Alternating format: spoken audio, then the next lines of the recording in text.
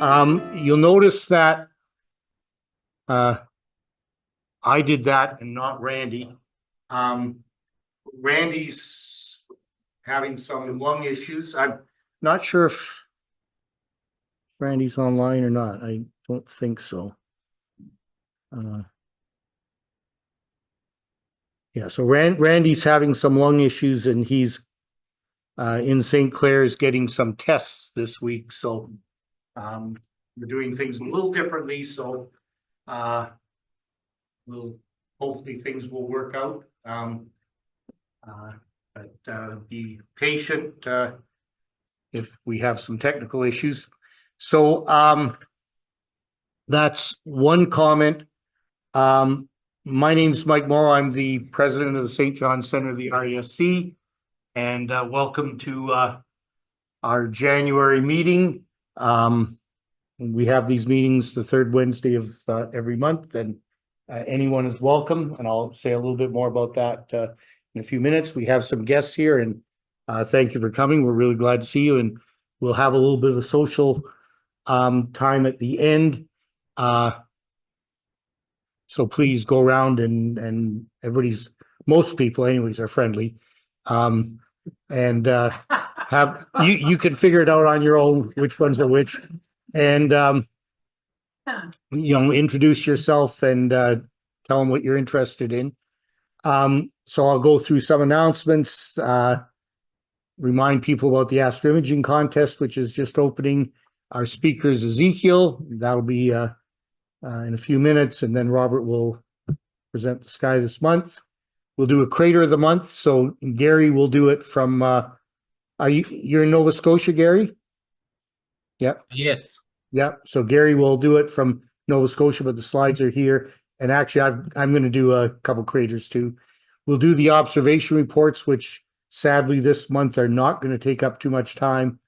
And then we're going to I'll sort of do the reminders, and then we'll do we would have had a bigger presentation about the anniversary. If Randy could be here, we may still get something like that later on, but we do have some treats and coffee. What makes it a little bit more festive is we do have some cupcakes, which we'll share.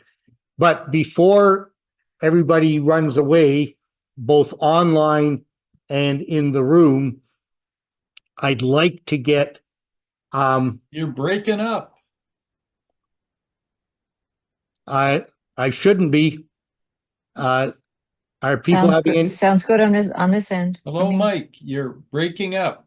No, Richard, that must be your connection, because Kim says it's okay. No, it's very clear on my end anyhow. Okay, it must be your connection. Anyway, same here. Okay, so this is Jamie, same here. Okay, so what I'd like to do is ask the people online, first of all, to if you're willing to do it at the end, to just turn on your cameras if you've got a camera, and I'm going to do a screen grab of this is for the anniversary, so we can do sort of a group photo.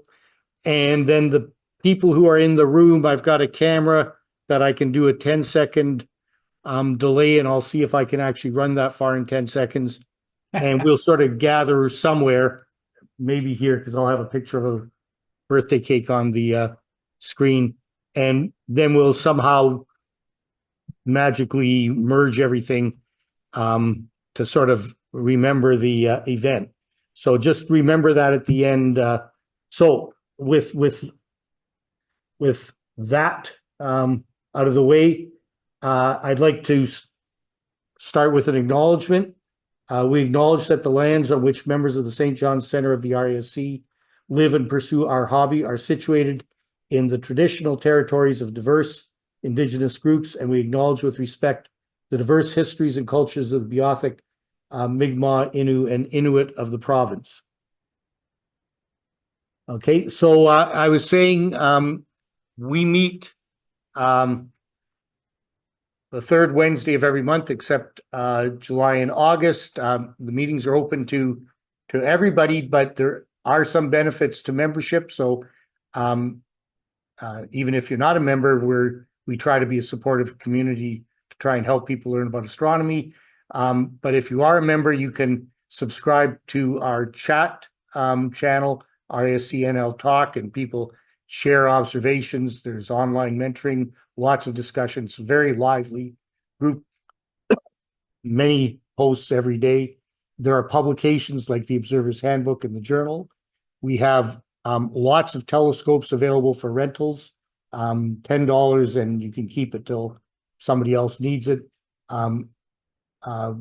Gary runs free planetarium shows periodically, and when the weather's nice, we sometimes go for an evening at Butterpot for member observing sessions. So something to think about.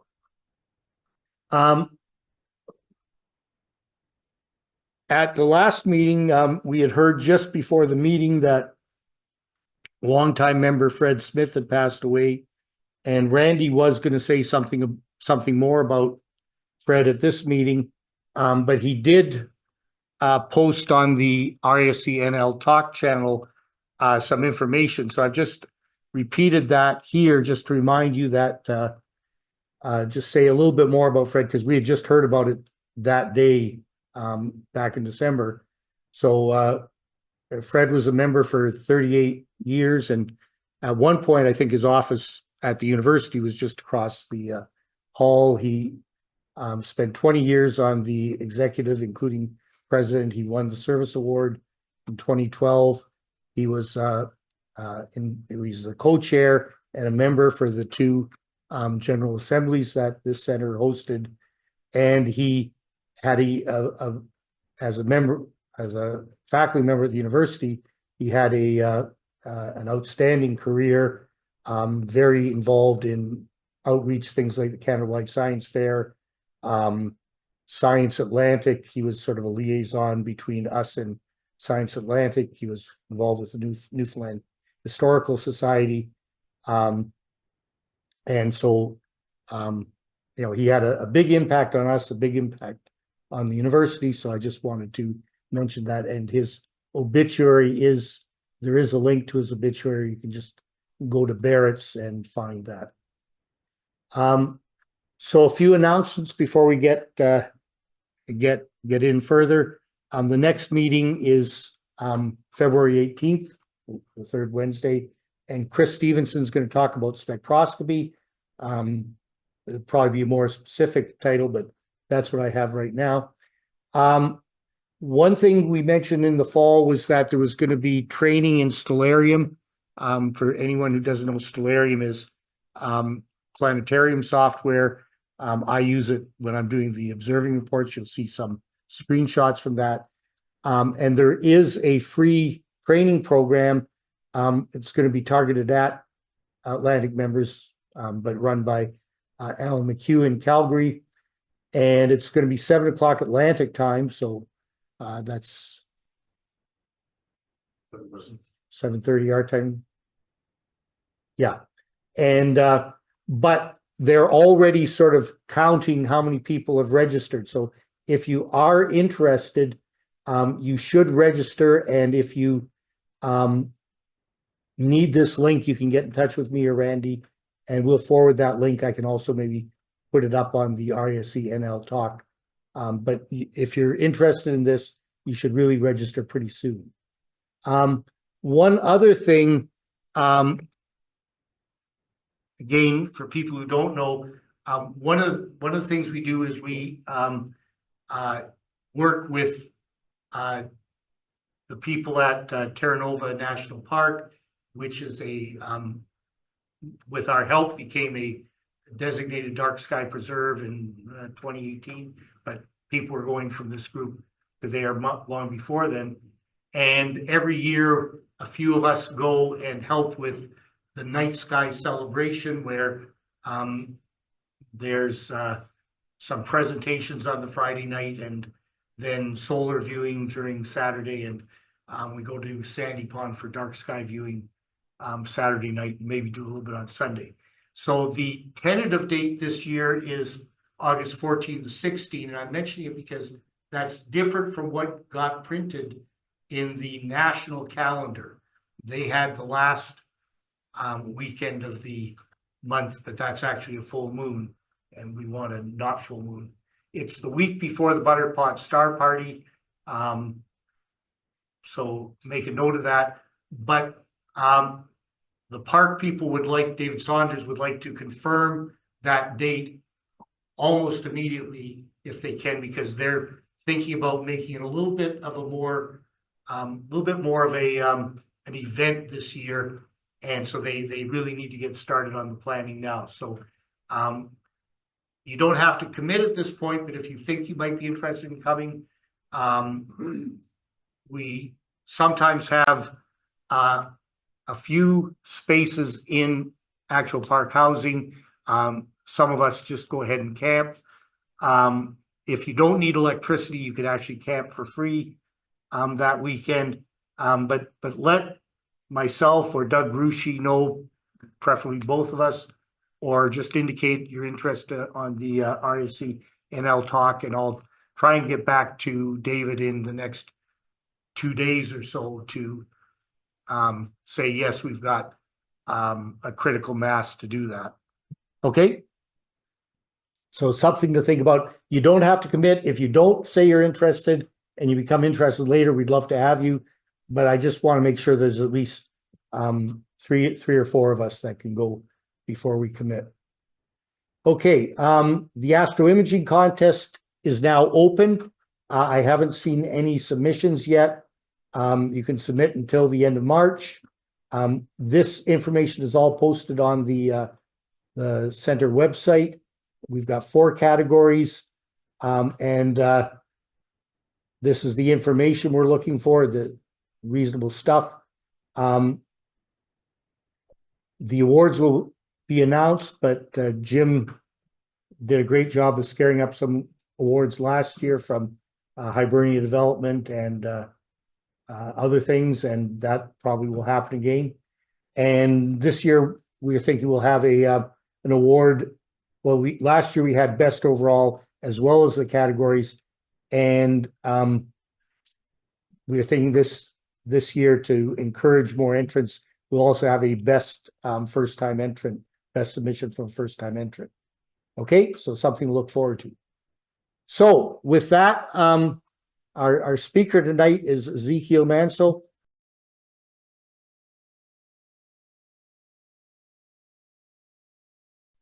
Oviedo, is that how I'd say it? Asturias in Spain, Northwest Spain. He came here in September, and he'll be here until the end of the school year. And he's so he's basically an exchange student, right? And he's studying at Holy Trinity. He's been interested in astronomy since age 10, and he's a member of the RASC, but also the Asturian Astronomical Society. Omega. What's the Omega mean?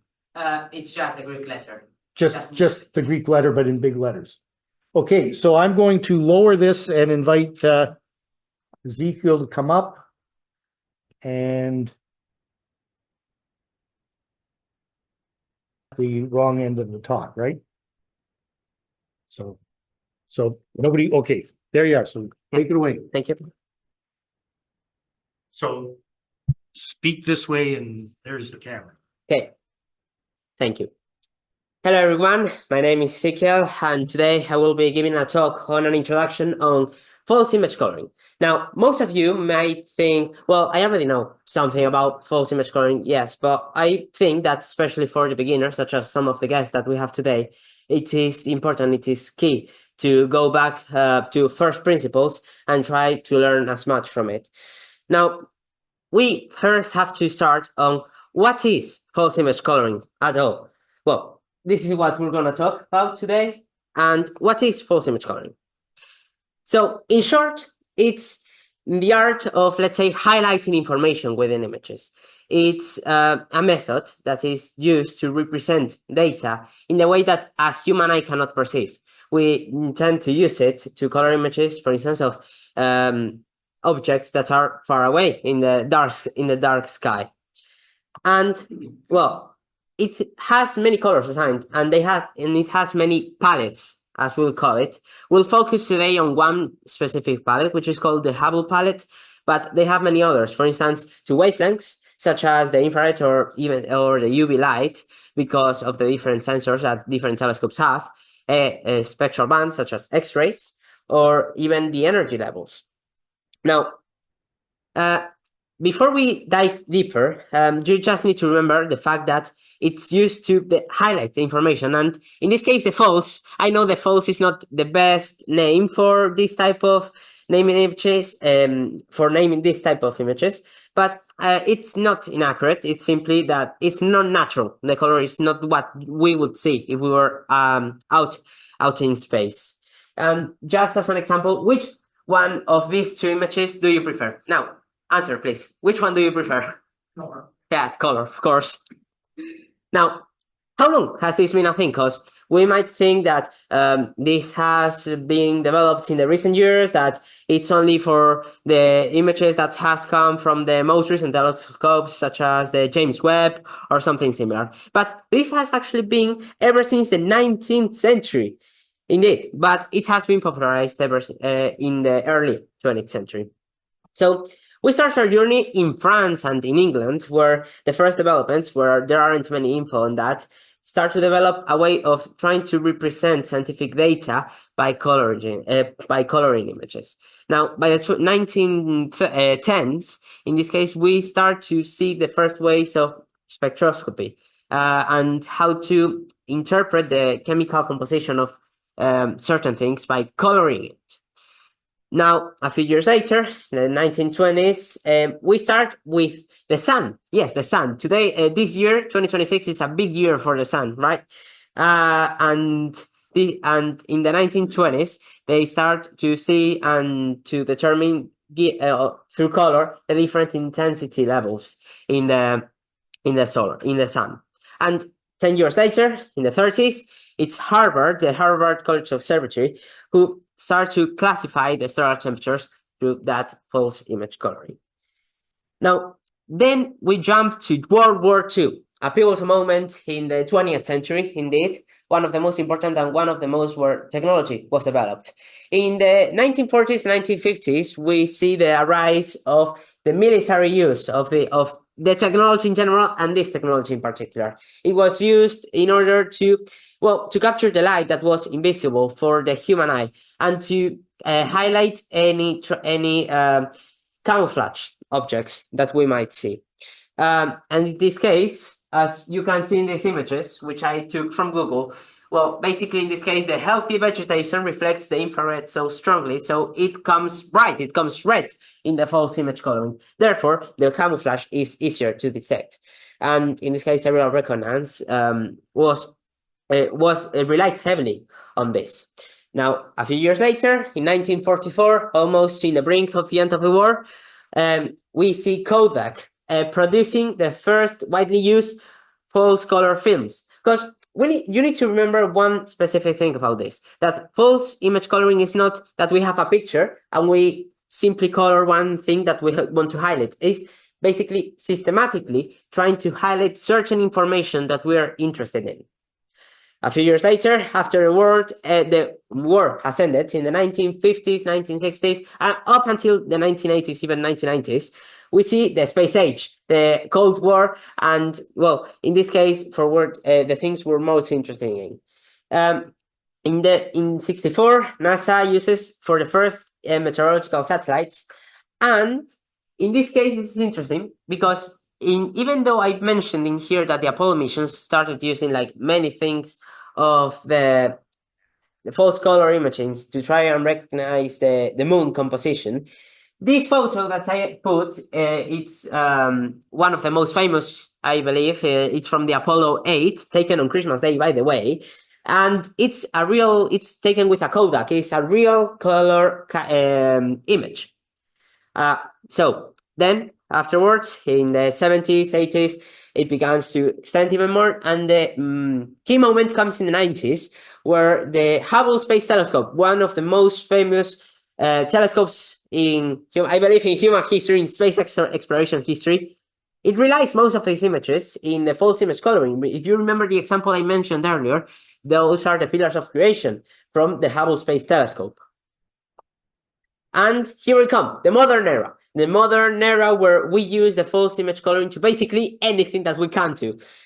So from the Hubble Space Telescope to even the medical usage of such as the PET scans, the MRIs, etc., all uses in order to, well, to know the specific data, the false image coloring, and even the thermal cameras are sort of specific scope in which it's used. So why should this matter to you? Why should I learn about the false image coloring? Well, because it's on everyday life. As I mentioned, it has become a vital part, not only of astronomy, but of everyday life. But because this is an astronomy meeting, this has a special relevance. It is especially important to know the relevance it has in astronomy. So yeah, I asked ChatGPT to give me an example, and this was an actually really weird example, but actually it works. So just picture this: you go and you check on your phone the weather app, you see the temperature map. Then it arrives an email with the MRI scan, more false image coloring, and then you want a satellite view of your home city. Why would you look like that on a random Tuesday? I don't know, but you choose to know a satellite view of your home city. And then you check on the thermal camera to see if the spaghetti are cooked. I don't know. But all those use false image coloring, but in different ways. And, well, now the most interesting part for me is how can I false image color a specific image? So in this case, well, what I did is basically to research what other people used, and they use different programs that you will be seeing screenshots of through a specific program that is called ArcMap, which is actually free. But before we dive into that, you need to think to know two main things. The first one is, well, what the hell is those charts? Well, we have the human and the digital camera, because you need to remember that the camera that you see on the telescopes is not the same as the one that, for instance, you have on the phone, and the one that you have on the phone is not the same as you have on the eye, because in the let's just put an example. If there is 1 unit of light, the phone is going to record 1 unit of light. And if there are 2, the phone is just going to record 2. But in our but because the human eye has evolved, we perceive the much more subtle differences in light. In this particular case, if I just turned off every single light that there was, and we only had the windows, we would still see something, not much, but we would still see something actually, because it's very sensitive to subtle differences. And this is the second thing that you need to know about. And now, we start off with a random image. You can download there from the website of NASA or any space agency that has a telescope. And we start with a raw image, the pure data. And in the program I mentioned you about, it will come up this chart. So you can only see gray. Why? You can only see gray. Well, it's basically the same thing as the raw images for those of you who like photography. Why they look so uncolored, so dim, so grayish, those images without rendering first on Photoshop or any program that you like. So this is back to the next level. We start with all the data. As you can see, there is no line here. Everything is cramped in where there is no light, just a bit of gray. So we have to, let's say, stretch it. But how do we stretch it? Well, so we just have to, to try and turn the linear way of thinking of the computer in order to a logarithmic one, the way that we see in our eyes. That's basically what the program does. So we just have to run the line until it appears more like this, like a circle line. And then we arrive with other problems. We have our image, but it's not clean. It has a lot of things. Well, you know what all those small details are? They're not stars. They are cosmic rays, actually, that the telescope could capture, because it has, the cameras of the telescope are so sensitive, so special, that it can't even capture that. And it's also, some images are so big that they are broken into pieces. And so you need to puzzle them together afterwards. But that's a thing we'll get into in a few minutes. And now, the favorite part of everyone, which is the coloring. So in this case, the Hubble palette is the most famous, the one that has been used for ages now. And we have three main ingredients in order to build this palette. The hydrogen alpha, which is actually red, but we'll turn it, but it will be green. And you might think, why is it green? Well, so in this case, it's because, first of all, it's a better contrast, because otherwise all the images would be like reddish. And well, yeah, and it's basically that, because they needed another color in order to make the RGB palette so that our eyes could see it better. Then we have the oxygen 3, which is highlighted here in the blue spectrum. And finally, the sulfur, which is in number 3. So now we have all the different parts of the data combined in those 3 filters. And once we put them through the RGB spectrum that we have, and that is the Hubble palette, we try and combine them. I especially like this video because it shows very in a very special way how every single filter comes together in order to create the image that we finally see, the image that we love and enjoy. So as a summary, we start off with the raw data. We start off with just a gray canvas. We don't have, you can see any, can you see anything? No, no one can. Only the computers. Then we try to expand the data, and we finally get to a point where it's just a white and black image. But in order to represent the data, we color it falsely so that we can enjoy this image, this beauty.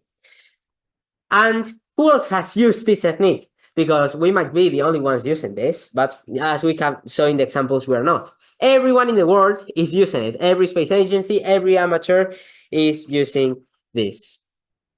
And well, I took the opportunity of doing this presentation to do as an excuse in order to put 3 gorgeous space images that all use false image coloring so that we could appreciate it and have a moment and see what space telescopes especially have produced for us. Like this image of Neptune by the James Webb in 2022. The James Webb, as you can see, is one of the most recent space telescopes. It's one of the most important. It's doing a lot of discoveries for us, and we can appreciate this. Then we have the pillars of creation. They're one of the most famous images, if not the most famous, that has ever been published on space. In 1995, how long ago now, right, by the Hubble Space Telescope. And the final one that I chose as my top 3 personally is the Taranta Nebula, also by the James Webb. For me, it's gorgeous. It's from 2022, from the first year that it was operational, and just look at that amount of colors. And, well, the key takeaways, because I know that most of you, or maybe not, have forgot about some of the points that I mentioned at first. So basically, the false image coloring is just a technique. It's just a way in which we can see the images and we can observe it. And well, that does not mean that the image is false. That does not mean that NASA is lying to us and we just need to say no, not NASA. And finally, it has a lot of uses, not only in space. It started in the 19th century, but it's been used a lot recently. And it had 4 main stages of history, in which I broke it down earlier.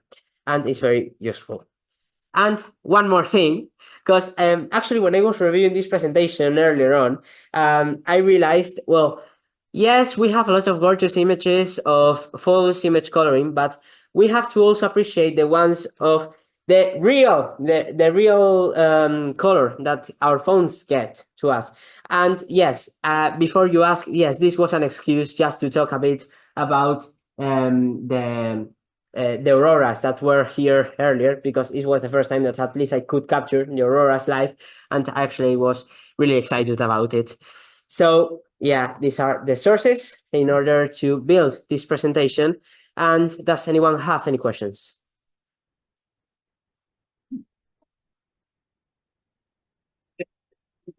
Thanks. Well, Yes, I do. yeah, Does anyone have? go ahead. Yes, I have a question regarding the transfer from the data to the first black and white picture on your fingers of creation.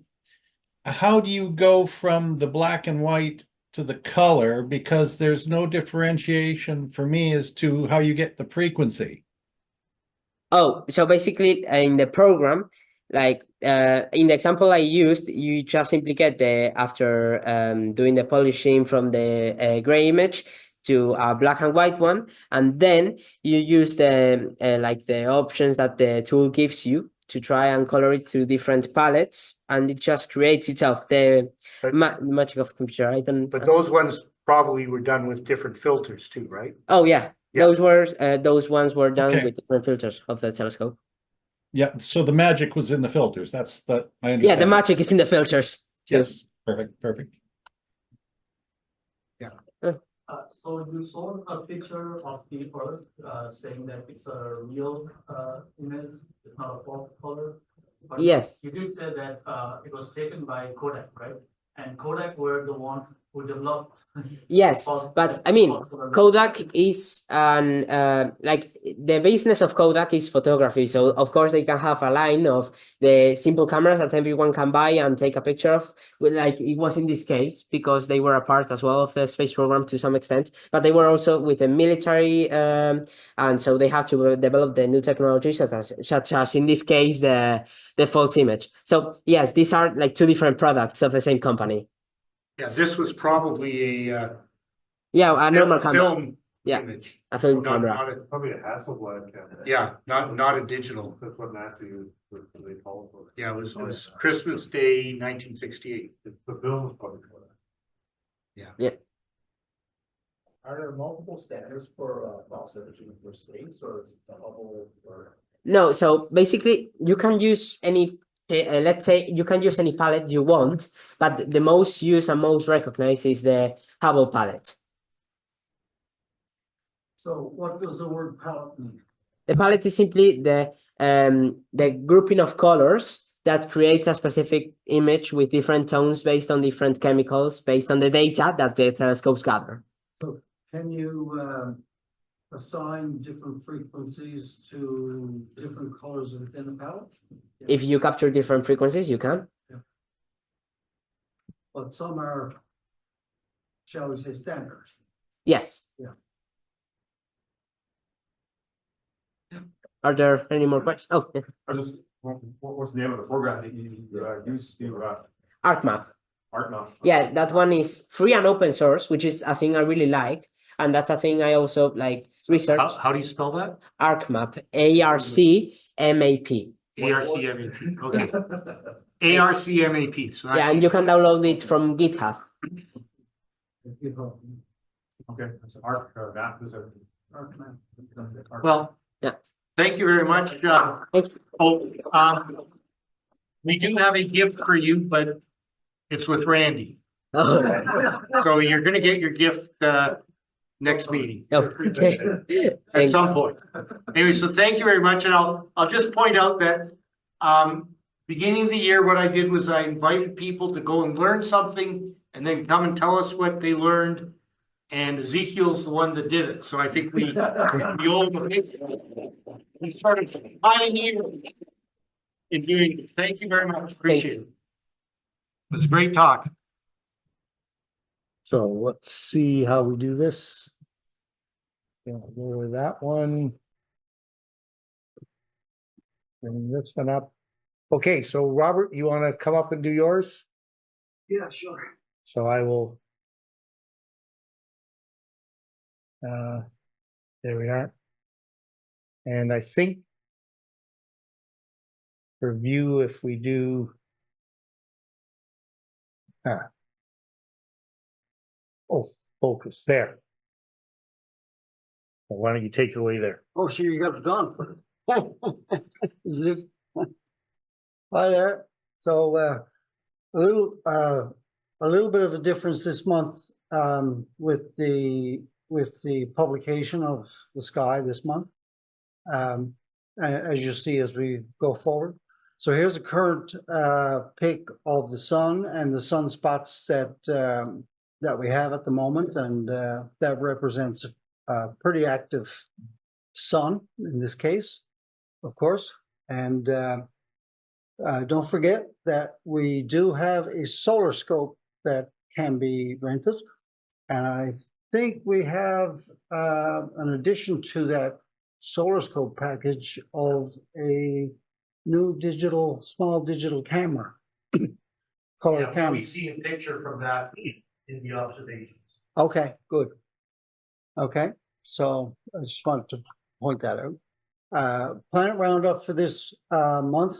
As you can see, Jupiter and Uranus are available in our evening sky at this time. The others are hidden by the curvature of the Earth, I guess. And don't forget these website URLs that are attached to this document, which is the document is online under local, I think, in our website, and there can be many hours you can get lost and a lot of rabbit holes with some of these URLs when it comes to astronomy. The moon, 2.75 days old. You may have seen it in the sky as you came to the meeting tonight. I know I did. Nice crisp crescent, waxing moon. And again, all of these URLs can provide lots of reading material and learning. Comets for this month, I personally couldn't find anything that was any big consequence, but that could change at any moment. Sometimes a comet from one day to the next will be found and discovered, and then of course in following months we'd have a listing of them. But here's the two websites that I use to look around for any new entries. Our principal meteor showers list is shown, and with the yellow showing us the next one, which is the Lyrids, April 21st and 22nd. As usual, we have a suggested binocular deep sky observing objects for January/February. And the reason we include these is because these particular objects are fairly bright and fairly well placed in our sky for this time of year. So it's a great list to go to if you're not sure, if you have a sky and you want to take your telescope out and you're wondering, what you could look for if the telescope has the aperture to do so, and if light pollution allows you, or if you take your scope and want to go to a dark sky, then these objects would be well placed and fairly bright for this time of year. Also included in there is a challenge deep sky object. So always interesting if some of our members take them up, and sometimes we get photos back of them as well. Observing sessions, you can read this on your own. It's just more or less some of the rules that we need to employ to make things safe for our members when we go observing.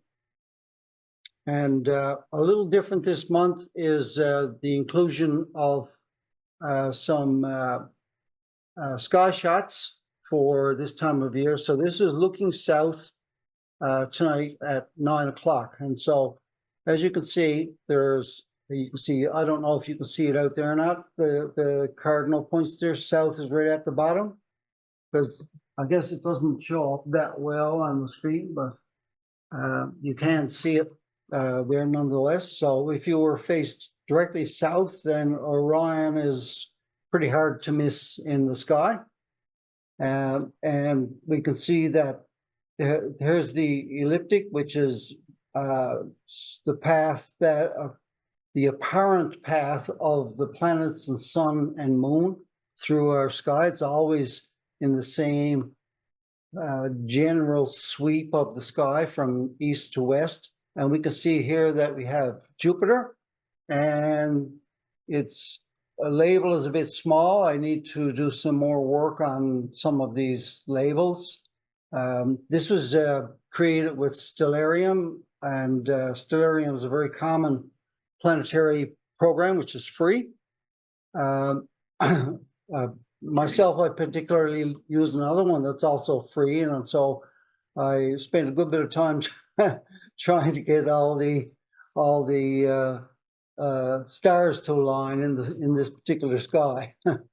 So Jupiter, and there's another label here for Uranus, but Uranus would be such a small and less bright planet than Jupiter that you don't see this bright star-like looking object. But if you just follow along the elliptic, you'll see more names. And if this was live now program, which it's not, it's just a screen capture. So what I'm hoping for in the future is to be able to have this actually live so that I can actually scroll the sky around and also change some of the switches so to bring out the planets or subdue the planets, bring out the stars, subdue the stars, bring out the deep sky objects, subdue the deep sky objects, so that we can get a better sense of the sky and all the hidden gems that are to be found up there. So there are some deep sky objects. You can see the constellations are labeled, and as most of us know, as the year passes, so does the view of the sky if you're continuing to face south or east or west or north. And as the seasons pass, so do the views of the sky. So each month we'd be able to show a different presentation of that sky, but it would also be useful if we were able to sort the technology out to be able to enable a live view. We'd be able to look a little bit forward and or backwards, and also be able to operate those switches to bring different features of the sky in or out for our viewing pleasure. So there are some deep sky objects buried in here, and you perhaps can't see it. I don't know if you can see there where my mouse is. There's an M, and in this case, the label again is too small. I got a job to even see it there, but M74. So the Messier objects are a group of 110, I think, deep sky objects that were cataloged by a gentleman by the name of Charles Messier. And anyone know what date that he had done that approximately? I just don't recall. It was back in the last century, of course, with a very small telescope. And he cataloged them as misnomers for comets. And so we still use his catalog today. And there are other catalogs of objects as well, such as NGC, National General Catalog, I think. So M47, M48, M50, M67, M44. So there's plenty here, but unfortunately, they don't show up in the meeting as I would like them to be able to do. But there are limitations on planetarium programs because we didn't write the code for them, so it makes it a little more difficult. So anyway, I won't belabor any further than that, other than to take us down to the next slide, which is looking east. 1774. 1774. Wow. Yeah. He certainly didn't realize what he was creating at that time would give him such notoriety in the centuries that were to come. But we thank him very much for the catalog. So if we look east, we can see different constellations. We can see some of the same ones, of course, because this field of view is probably about 100 degrees, maybe. I'm not 100% sure how much sky it captures, but I don't think it's 180. So we can see Leo the Lion, the Big Dipper, the Little Dipper. we can also see Gemini. Orion is now in a different configuration because if we turn east from south, well, if we turn our head to see Orion, it's no longer in the same position. So that's why Orion looks to be lying on his side over there. Also, we see the elliptic hair again in the yellow, and you can see Jupiter is there again, but you don't see a label for Uranus, and no other planet there either. And then down to the last slide, which is looking west, and we see some new constellations here with Pegasus, Andromeda, Perseus, Taurus, Cepheus, and of course, all of these constellations have buried treasures in them in the form of deep sky objects, and you know, they're quite something to be able to find them. And a planetarium program is something that would help you a lot in that, and also help you to discover the sky and to learn the constellations. Lastly, I'll bring your attention to this. Shows Uranus, the position for Uranus, and it also shows us Saturn. So at 9 p.m. tonight, if you were on a big sweeping open field, Saturn would be just about to set.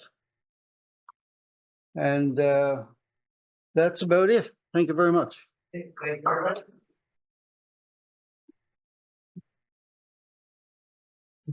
I looked up about 4 o'clock in the morning. I could see a big orange star. Is that Mars, correct?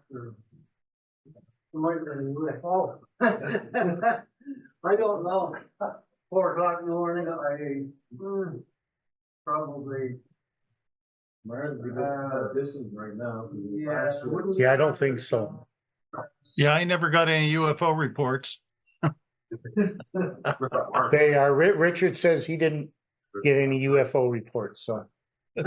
Okay, so, Gary, let's see.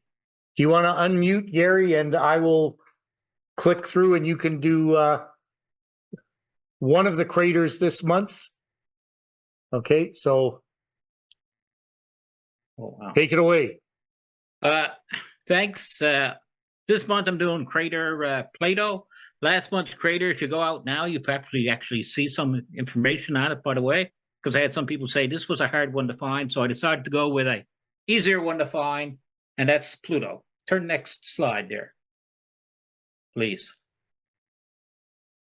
Okay, as you can see, it's up there, right up on the top at about 12 o'clock. It's about 109 kilometers wide. It was formed 3.8 billion years ago. Then lava came and smoothed it out.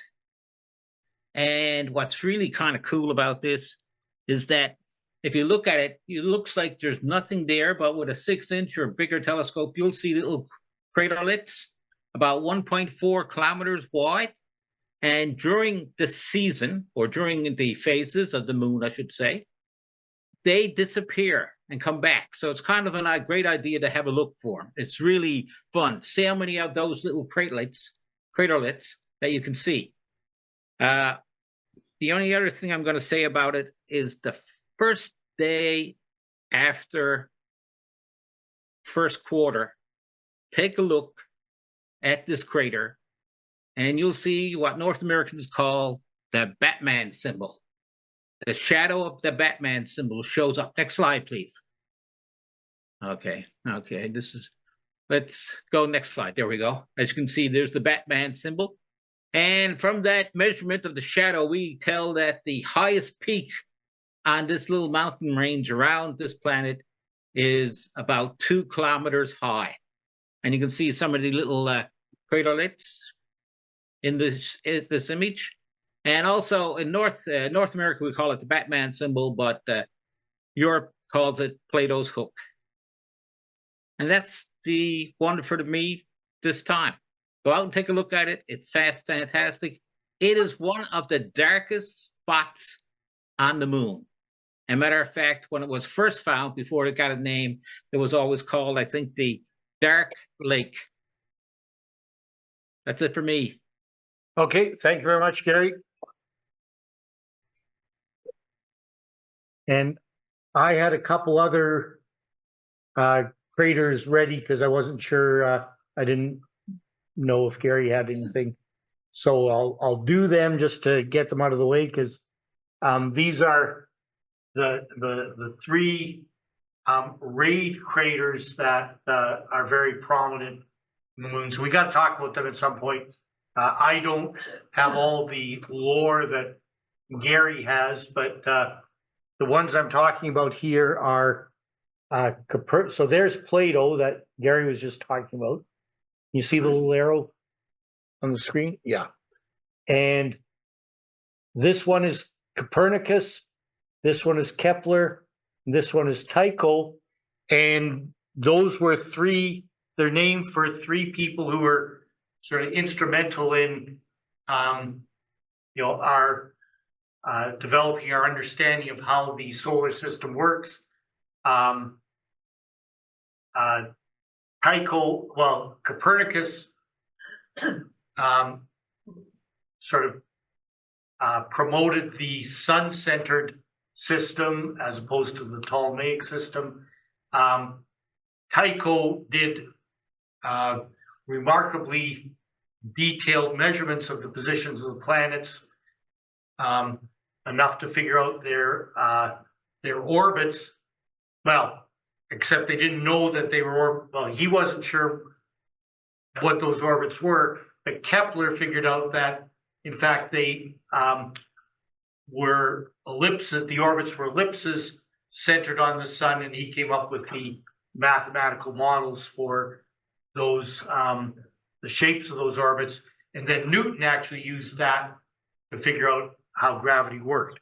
So these are all these three craters have rays, and so when something hits the moon, there's a splash. That's what the rays are. But then sort of smaller impacts, other things going on tend to erase those rays over about 1 billion years. So we know that these impacts must have been less happened in the last 1 billion years. So that's referred to as the Copernican era. So Copernicus, 96 kilometers across. Kepler's only 29 kilometers across. And then Tycho, which is quite prominent if you look at the full moon, you should be able to see Tycho. That's 85 kilometers across. And so that's a few more craters for this month, and we'll try and get some more craters. Maybe, Gary, you going to have some more craters next month? We'll see. I just want to add that those 4 craters are what most amateur astronomers use to find their way around the moon. They usually find that, Tycho and then all the ones around that one and Kepler and that. So all 4 of them are good for helping you find your way around the moon. Yeah, I figured we should probably get those ones out there early in the process. Okay, thank you. And so now member observations. So you may recall the last month, not necessarily fondly. We had Christmas in there. That was nice. For observing, it wasn't great, but there were a few observations. So Gary did an image of the sun. What's today? Yesterday. Lots of sunspots there, and this is using the solar filter on the sea star. So it's a white light filter. So you don't see the prominences, but you do see the sunspots very well. The sea star is for people who don't know, the sea star is a little automated telescope. You'll see a few images from people with sea stars. I think they all have a lot of fun with them. And then Chris did this image a few days earlier. I should have had them in the opposite order. And this was somebody, Robert mentioned, I guess, that the center has a solar telescope, hydrogen alpha telescope, so it only lets through light from hydrogen alpha, which we heard about from Ezequiel. And Chris just got a small eyepiece sized camera to go in it, an ASI 220.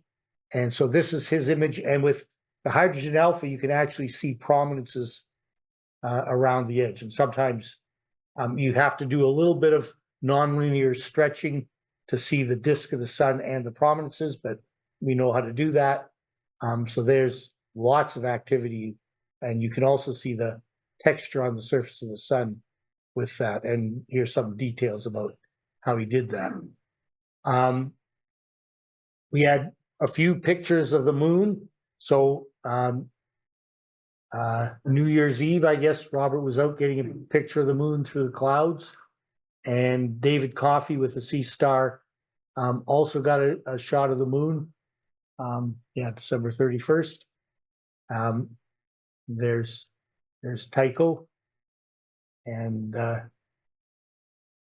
Cleo sort of over in here somewhere. And David on January 2nd also got a full moon. Lovely shot, lots of detail there.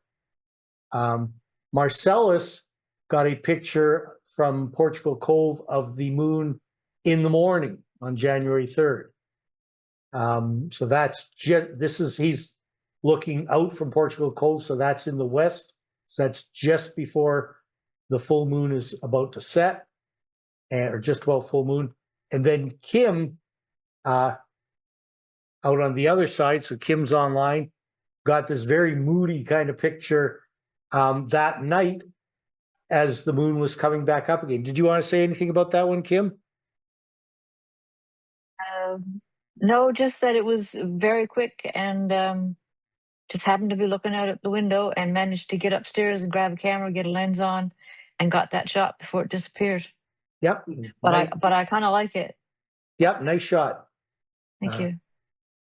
And then Chris has been trying very hard to do things with Uranus and see the moons. And so there's two slides with these. And this first one is just a single 30-second exposure with his 12-inch telescope. And you can't, this is the image down here. It's probably from Stellarium. And so see if I can get this right. I think, yeah, so Titania, so these are moons of Uranus: Titania, Umbriel, Ariel, and Oberon. And this guy here is just a star. Chris would like to get a ring around Uranus, but he hasn't gotten that yet. And this is, he's blown this image up and cropped it so you can see the four moons there. There is another moon, but Miranda, but you can't really see that in the glow of the planet. And he's doing some tricks with this infrared filter to try and damp down the planet so that he can see the moons. And then he also did 7 8-second exposures and then did some stacking and got a little bit more definition. So this is actually a different image. Well, it's the same thing, but processed differently and different set of images. And John Peddle, who is online, got a picture of the interstellar comet. Do you want to say a word about that, John? 3I Atlas, December 19th. Yeah, that was in constellation Leo at the time. I set my alarm to get up around 3 o'clock or 3:30 to get it, and Sky was nice and clear, and fortunate enough to get it. I took 3 minutes, 5 minutes, and 1 minute exposures, and kept the best one, which was that one at 5 minutes. Okay, well, that's dedication. Yeah, I paid for it the next day. Yeah. And a certain amount of bravery, because that's an object that you may or may not get. So Right. you're getting up at 3 a.m. and you may not get any payoff for it. So Yeah. that's very impressive. Yep. Doesn't Avi Loeb say that's a spacecraft or something? Yeah, he did. Yeah, but he says that we in every have- comment, I think. Yeah, that's been discredited. It's not. In fact, Chris Stevenson did a talk about that earlier in the fall. So I did a shot of Jupiter. I'm still fooling around with different combinations of cameras and telescopes. So this was with an 80mm refractor and a DSLR, December 30th. And Io is down there. I don't know if you can see that on the screen or not. And then this was a few days ago, Saturday night, I guess. And this is using the same ED80 and a Barlow, but a real planetary camera, the Uranus C IMX 585 camera, and got the red spot, and that one is Ganymede. And I cropped it out, but there were some other moons that were visible, but I don't think I ended up leaving them in this image. And Aurora, there were, Jamie. Jamie, could you unmute for a second? Yes. Would it be okay for me to show your friend's picture? Okay, so Absolutely. this was my try 2 nights ago. Cynthia and I went to Outer Cove, and maybe that's Aurora, maybe it's not, probably is. There was another person there with an iPhone. iPhones, I don't know what the secret sauce is in iPhones, but he actually got some green. But I think maybe he took it a little bit before us. And I'm going to jump way down and then come back to this. Okay. So don't look there. Oh, what happened here? There it is. So this is a picture that Jamie Kenny's friends down in Renews got that night, probably a little bit earlier, and you can see the green. There's no question that there's a nice aurora there. Actually, I could have done it over here. So it was tough. Everybody, there were lots of nice pictures, but we didn't get many of them. And Marcellus sent these pictures in. They aren't astronomical, but they're striking for 2 reasons. One is this is looking across the bay from Portugal Cove, a nice double rainbow, and humpbacks in December, which was a little bit of a surprise, but there you are.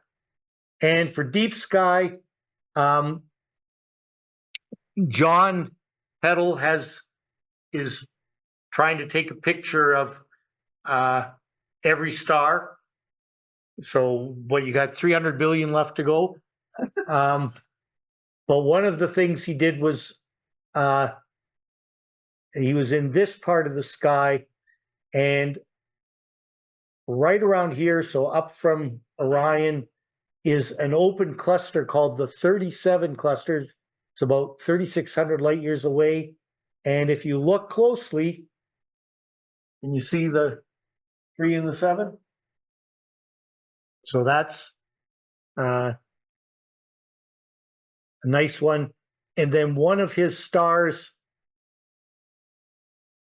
is the Ruby star, which is 119 Tauri, which means it's not It's actually a red supergiant, much like Betelgeuse, but it's pretty far away, 1,800 light years away. It's about 14 times the size of our sun. And there it is. So John got that. Did you want to say anything about those ones, John? Well, the 37 cluster was something I've been trying to get for a little while, and finally things lined up to get it. My wish list keeps growing instead of shrinking because I don't get out very often. And the ruby stars, just I like the red stars like that, so I wanted to get a picture of that too while I could. Yeah, I like those I like the color in stars like that a lot. And it's nice because you seem to find things that aren't the usual things we look at. So we always learn something from your pictures. Thanks a lot, John. Yep, thanks. And I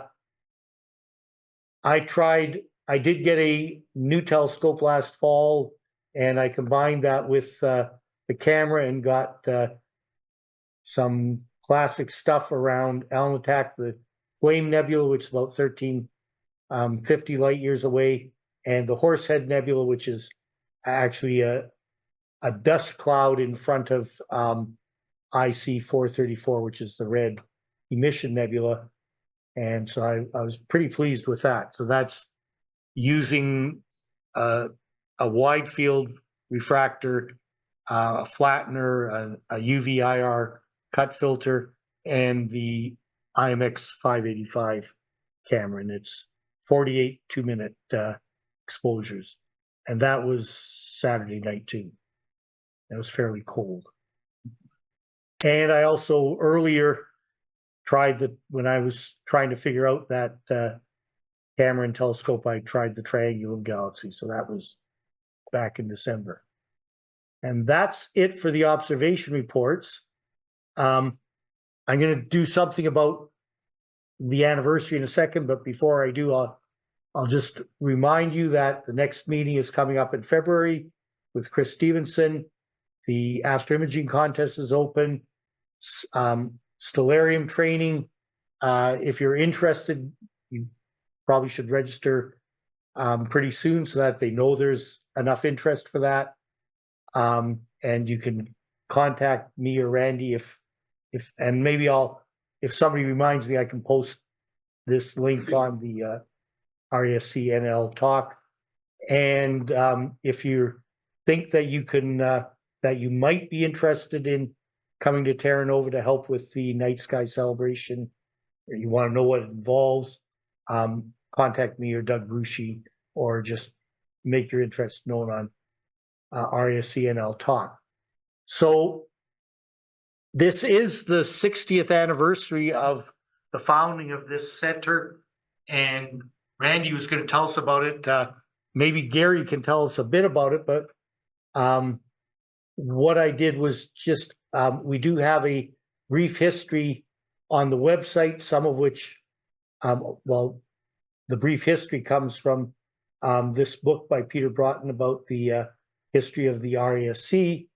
And so Randy actually took us through some of this in the fall. In 1965, Captain Strong wrote to the RASC saying that there was interest in forming a center, and the National Council approved that January 8th, 1966. So that's sort of what we're taking the anniversary from. Dora Russell, who is highlighted in an exhibit at the Geo Center, and we've talked about her before. She was very active in the early years, cycled.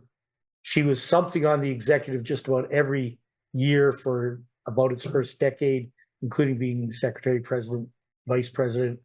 The group met at the Fisheries, College of Fisheries until 1987, at which point they came here and started cooperating with the physics department here, got access to rooms like this.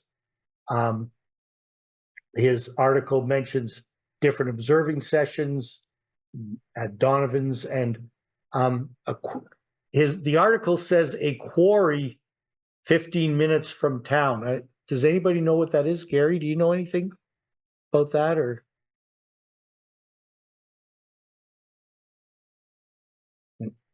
that was a gravel pit. City just sand and outside the gravel. city. City sand and gravel, probably. Probably. Yeah. Yeah. Okay. And one of the highlights, I guess, in the early days was Harold Povenmire, who I think, I don't know if he's still active, but certainly was fairly recently.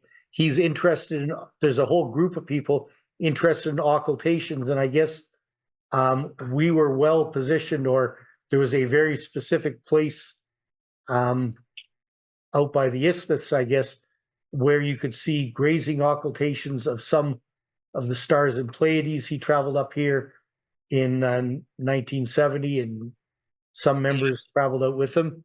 Yeah, Mike, that was Mars going in front of the Pleiades, actually, and we're one Okay. of the few places in North America that would see it. And we actually went down the high road, and he put down white marks on the TCH, and we had telescopes there. And then going up towards Dildo was where the other part, the road matched over, and we had members put there, and we were about a mile apart trying to see these occultations and get the things. He also, a bit later, we were involved with him actually when he was trying to prove there was a meteor shower in Pegasus, and we were doing lots of photographs of that area. That was back in the early 80s. Yeah, and when I was sort of searching, I was finding articles by him, much later than that, occultate in a magazine called Occultations, I think well into the 90s.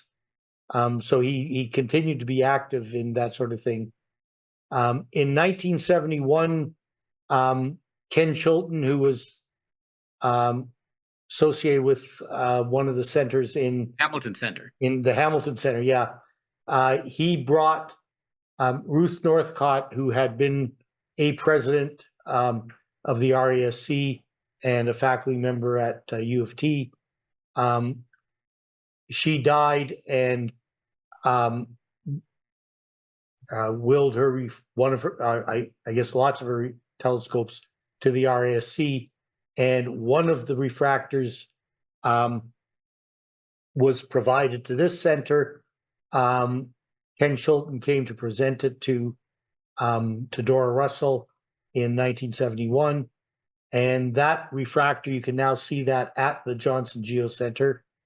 And the article talks about how the inventory continued to grow at the time of the article, which was actually many years ago, with different donations, and we continue to get many donations. So we've got lots of very nice telescopes available for members to borrow now. The center hosted when the RASC General Assemblies since the pandemic have been online, but back in the days when people traveled to the General Assembly, the RASC hosted in 1994, and Fred Smith was the co-chair for that one and was on the committee in 2004. And there are many outreach activities listed in that article. Dora Russell did a column for about, from 1979 to 1986 called All About Stars in the Telegram, I think, or one of the newspapers. We've done lots of public observing events and continue. Butterpot, Terra Nova, Signal Hill, Geocenter. Gary does planetarium shows. We do presentations to different youth groups. Media availabilities, which is mostly Gary nowadays, still mostly Gary.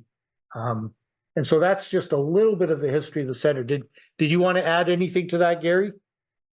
I could add a couple of short stories if you want. Sure. Okay. We had lots of famous professors and astronomers come down. One time I remember Dr. Helen Hogg. She's a very famous astronomer, wrote the article in the Toronto Star for many years. Her book is Everybody Belongs to Me. She has a crater on the moon, on the far side of the moon, named after her and her husband. Anyway, she came down to give us a talk, and I was in charge of the slide projector. In those days, we didn't have a remote control, so it was always next slide, please. So the lights went out, and she showed the first slide, and then I heard this cracking, like from a Cracker Jack box, click, click, click, click. And I said, who's rude enough to do that during this talk? And then I heard, next slide, please. So I pressed the next slide, please. And then I heard click, click, click, click. So what's going on? And by the third slide, she said, listen, when you hear this click, click, click, that means to change the slides. So that was my run-in with her. She had a little cricket. She had a little cricket. And go click, click. And I didn't know. I thought it was somebody being rude as she was talking. But that was the next slide. I was worried that what you were going to say was that was the sound of the slides catching fire. No, that happened in the planetarium one time when I was trying to train Doug in how to use it. And the slide projector got stuck on supernovas, and the smoke was coming out, and everybody thought it was the greatest special effect as we pushed all the kids out of the planetarium to put the fire out on the projector. That was kind of fun. Peter Miller came down and gave us a talk on meteors. Peter Miller was famous for meteors. He was involved in making Canada the #1 place to go for information on meteors, how to find them, pick them up. That was good. Halley's Comet was here, and we had that was our first interaction with the museum. The Newfoundland Museum wanted us to do it, and we went out to Cape Spear, and we weren't expecting a whole lot of people, and instead of over 2,000 people showed up on the hill out in Cape Spear in the middle of the night. We hadn't seen the comet in a week because it was crowded out. And matter of fact, the only person that was set up and had the big line was Dave Newman and his father, and they had binoculars. And of course, that comet was very disappointing. And we learned a lot about how to handle crowds. We then started Starbecue, which was started in Butterpot, actually, and then out to Terranova Park. And actually, the president at the time was Peter Alston, and someone was barbecuing hot dogs at the time while we were looking, and that's where it got the name Starbecue. And then someone decided to change it because people would probably think we always had food at these barbecues. Another big highlight was Dave Newberry. When he got to National Park, it's dark sky. I like to bring that up. And of course, our comets, Comet Hellbop was a big success. A matter of fact, it was in the sky so long that people got tired of wanting to watch it. But we got a lot of PR on that. So that's some of the things that went on. Big things. I probably left out a whole lot of other things. But there are some quick things I remembered with my 50+ years. I joined in 1969 when it was only $3 for a student. Bargain. Yep. Well, you were the. I think we're pretty happy that you joined then. Oh yeah, I forgot. We had 4 exhibits to St. John Center. Went to 4 different eclipses. Nova Scotia in 72 was our first one. 79 was in Winnipeg in February, and our cameras froze up, and we didn't know that you had to plug in cars, so our car was frozen. And yeah, and actually, my wife was in London at the same time before I knew her. 2 years later. That's it. Okay, well, thank you very much, Gary. But we're very lucky to have you as a member and to have your memory. So I'm going to. There's our little image. I'm going to ask everybody just to sit still for a minute, and I'm going to ask the people online if you are so inclined to turn on your camera so that I can do a screen grab of the folks that are online. So go ahead and turn on your cameras. And okay. Still got a few more to turn on. Going once, going twice. Okay, well, I'll just capture the names. That's fine. So I'm going to grab that and save it. Oh, how do I save it? Oh, there it is. Oh. So I'm going to do it one more time. As somebody else joined.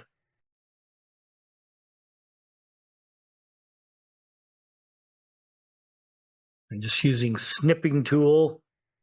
There we are. And then save it. Save it to the desktop. There we are.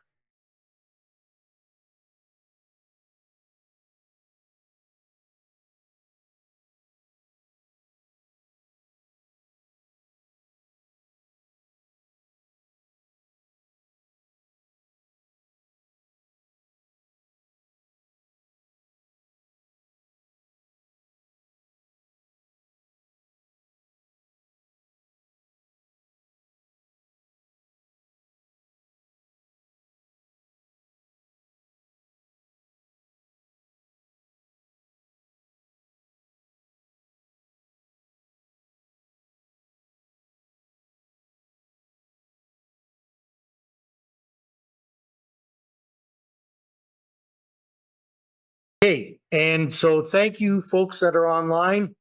I'm gonna say goodbye now. We're gonna have some treats.